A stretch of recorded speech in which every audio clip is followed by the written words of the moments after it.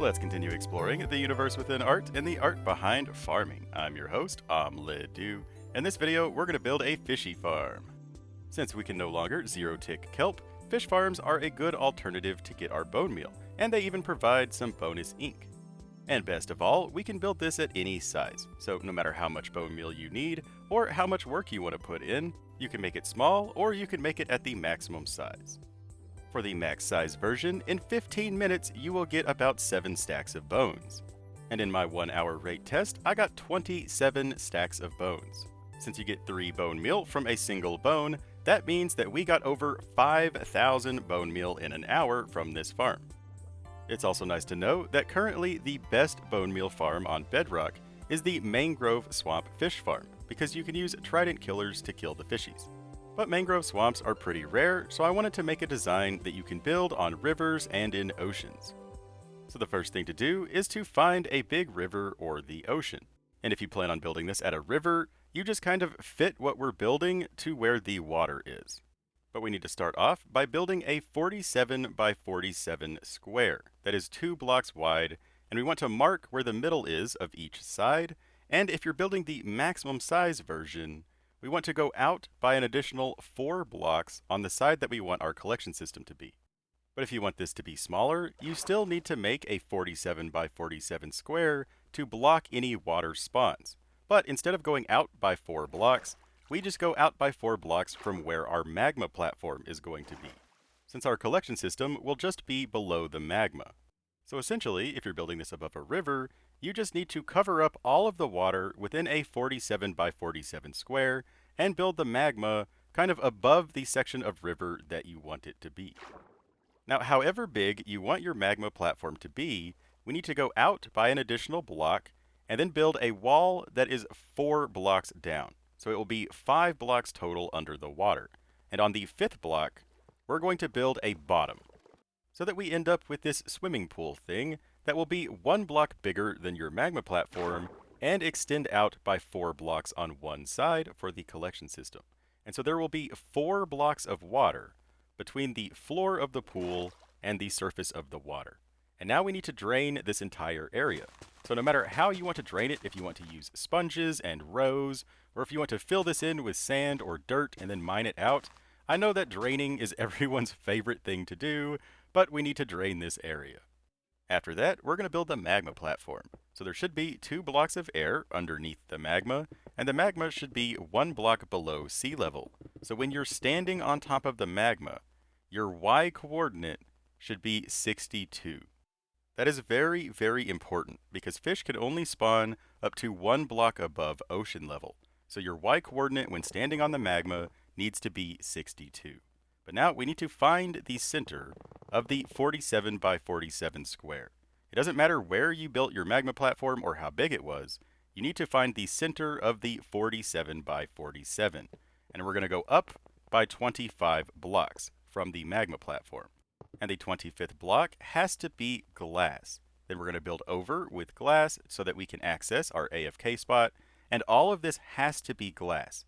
Fish need direct access to the sky, so anything above the magma has to be glass.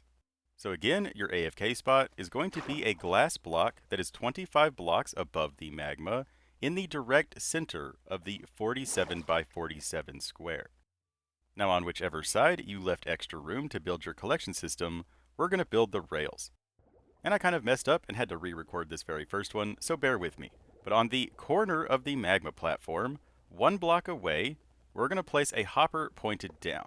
Then under the corner of the magma, we're going to place a hopper pointed into that hopper. So this hopper is under the corner of the magma platform. Now over here, we need to place a double chest in the floor so that this other hopper is pointed down into it. Then we need a comparator looking at this hopper, then a solid block coming out of that comparator and above that comparator.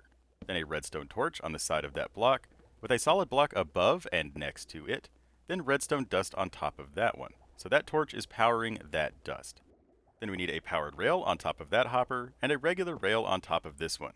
And I am definitely going to mispronounce this, but a big shout out to the Discord member Anawan. Thank you so much for showing me this super simple minecart unloader. You are totally awesome. But next up, we need to place 4 rows of solid blocks directly under the magma platform. And keep in mind that that redstone dust and the first hopper will be sticking out away from the platform on your design. That's what I messed up on the first time I recorded this.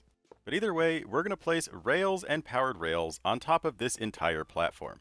I would recommend placing 6 rails and then a powered rail, but then when it comes to the very ends, just place an extra powered rail to make sure it can go around the corner. And then on all 4 of the rows, place the powered rails so that they are all aligned with each other. And then right here next to the start, you're not going to have this problem because the redstone dust and the very first powered rail are going to be sticking out to my left by 1 block. So this won't actually connect to the other row because that powered rail won't be underneath the corner of the magma platform. I am so sorry for the added confusion. I didn't catch that that dust will redirect the rail until after I was done. Once you get these first 4 rows done, we're going to go over by 4 more rows and just repeat the process. Again, make sure that all of your powered rails are lined up next to each other so that it's easy to power them later on. But then right here at the end of the 8th row, we're just going to go over by solid powered rails into a solid block. That way the minecart picks up enough speed to hit that solid block and bounce all the way back. And now once we get done with these 8 rows, we're going to test it, except that we need to actually power the powered rails. So to do that, all we have to do is come over to one side and just break out the blocks that are underneath the blocks with the powered rails on them. So we're going to go down here, go swimming, break out all of these blocks so that we can place levers on the bottom of the blocks that have the rails placed on them and turn these levers on.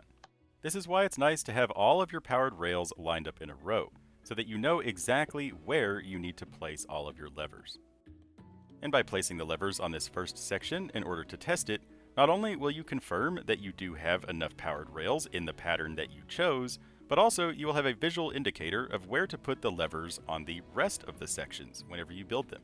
But with minecarts, it's always good to test them to make sure that the pattern you have of powered rails is enough to power the minecart. But then also place a lever on the side of the block with the torch on it to turn the minecart off. And if you run into a problem, like your minecart gets stuck, or you need to place more powered rails or something, there is a super easy way to do this. You don't have to break these and go in from the side. We're going to place a slab on the ground and a block above that with a trapdoor on it. Open the trapdoor, then crouch and walk onto this slab and close the trapdoor. And this will force you to enter crawl mode and allow you to crawl onto the rail system.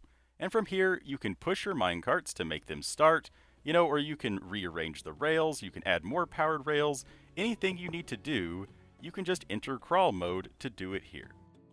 And once you build the first 8 rows, we're going to build a brand new minecart section. It's going to be built exactly the same, but I will build it again since I messed up on the first one.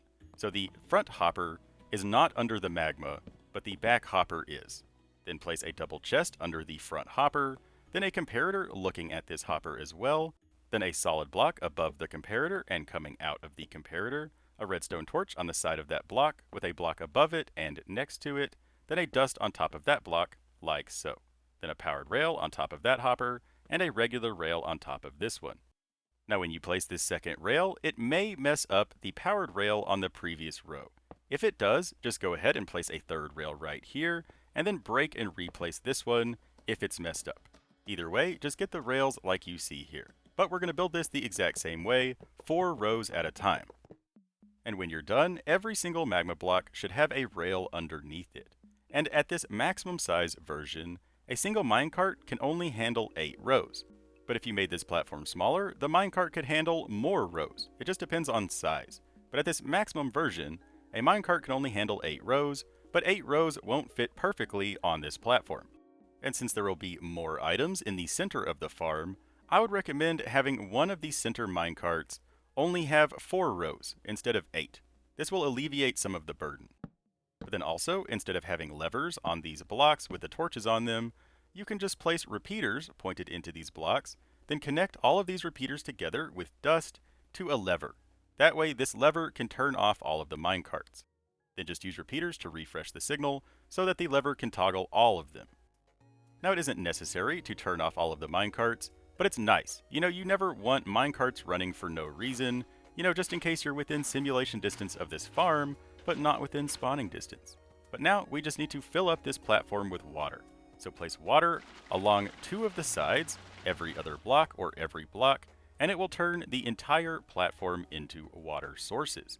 And once the entire platform has turned into water sources above the magma, we're going to go up by an additional block around the entire edge of the water. And once we do that, now we need to place a second layer of water. Just like we did the first time, we just need water sources on 2 of the sides going all the way across. So very, very carefully, place water along this new top row of blocks. But don't fall into the magma, it will definitely cause you grief. But once you have covered 2 sides entirely with sources, it will then fill up the entire second layer, and you will now be done. And if you're lag conscious and turn off the minecarts, just be sure to turn them back on before you AFK. Then head up to your AFK spot to run the farm. Remember that this spot needs to be made out of glass in the exact center of the 47 by 47 square, 25 blocks above the magma. Now as you are walking to your AFK spot, stuff might have spawned on the outside of the farm. So if you want to, you can place like 20 scaffolding right here, then go up the scaffolding to make everything else despawn, then just go back down to your AFK spot.